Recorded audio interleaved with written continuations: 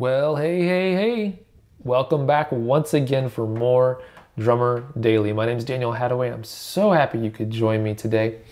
Now, today we are wrapping up our 4-part series here on Drummer Daily that is covering 4 books that have radically changed my drumming career. And I saved a doozy for you today. I was going to say I saved the best for last. What's funny is I'm thinking back to all the previous episodes covering these different books that I'm really excited about, and I'm 90% sure that at some point in each of the last few episodes I've said whatever book that we're talking about today, that's my favorite book out of all of these, and so I'm tempted to say it again today, and on any day of the week I could probably feel like it is. And that's the thing, is I love all of these books so much, and I do hold them near and dear to my heart in such a way that it is, just like, your maybe your drums or your cymbals or whatever. It's like you can't just pick one. They're all like your kids. You can't pick a favorite. They're all your favorite. And that's definitely true for me about these books.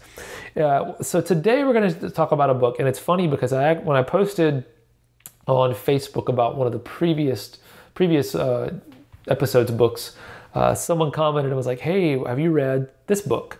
And I was like, yes, I have. And in fact, we actually are going to talk about this book coming up. So don't recall who it was that said that, but if you're out there and you're listening, today's for you, buddy. All right, so today's book is called Real Artists Don't Starve, and it's by a guy named Jeff Goins. Now, this book is kind of cool to me, or kind of special to me too, because I don't know Jeff personally, but living here in Nashville, Jeff actually lives here in the Nashville area, and as a result, in a city like Nashville with a really thriving artist community and a creative community, virtually everyone that I know knows Jeff, and so when this book came out, I could not avoid it. And it wasn't all due to Jeff's marketing, which was excellent, by the way, but it was also due to just so many of my friends and acquaintances saying, I'm so excited for my friend Jeff putting out this book. This is an excellent book. It's an incredible book, all of this. And of course, the title really struck me. I was like, man, that sounds really appealing to me. I want to know more about this book, Real Artists Don't Starve. And also, I'm always on the lookout for things that I can relate back to you about your musical career, your musical journey, and your artistry, and all things related to that. And this book is definitely related it hits close to home for the subject matter we normally talk about here on this podcast. So the fun thing about Real Artists Don't Starve is that it starts out, I'm pretty sure it starts out, it's been a little bit since I've read it, but one of the early points in the book, Jeff talks about the fact that this little known historical fact that Michelangelo, depending on, I guess, how you want to pronounce it, the famous artist, was actually extremely wealthy. We think back of many of these artists, and we maybe hear legends or myths about different artists, and we definitely think of the starving artist mentality of struggling to eat but creating these beautiful works of art. And while that's very poetic and very beautiful, and it's a wonderful image to have, in all cases, it's not true. There actually have been many artists in different walks of life and different disciplines of art who were quite well off. And many artists are quite well off, even though you may not have heard of them. One thing I think of that hits me, the first time I heard about, for example, the Texas music scene, so the state of Texas here in the US, there is a whole circuit of singers, mostly country singers, bands, artists. There is an entire industry, music industry, and these artists tour and never leave the state of Texas.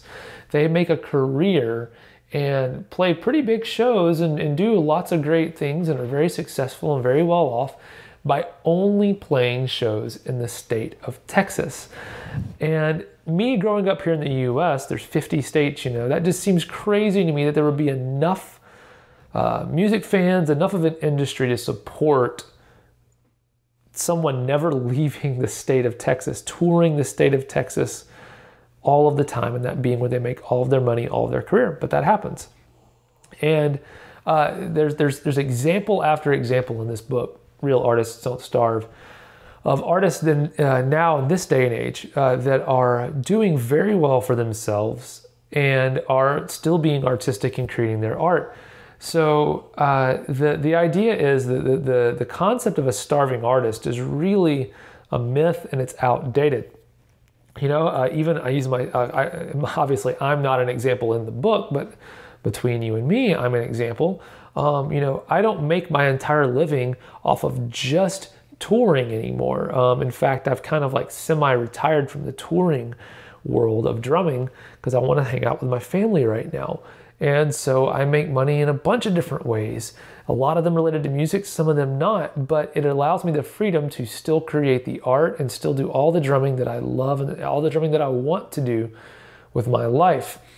And so I definitely am not living the exact day-to-day life that I thought I would 20 years ago when I imagined that I would be a professional drummer. But I am getting to do everything that I love. And in fact, I think my life is more exciting and more fun, and I'm doing more things that I enjoy than I even imagined that I would be back all those years ago when I first imagined being a professional drummer.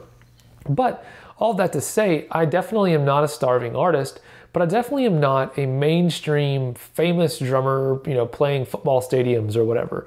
So there are tons of artists out there. And like I said, Jeff in the book gives so many examples of different kinds of artists who are making a living and a great living, creating the art that they love. And you just never guess what the possibilities are.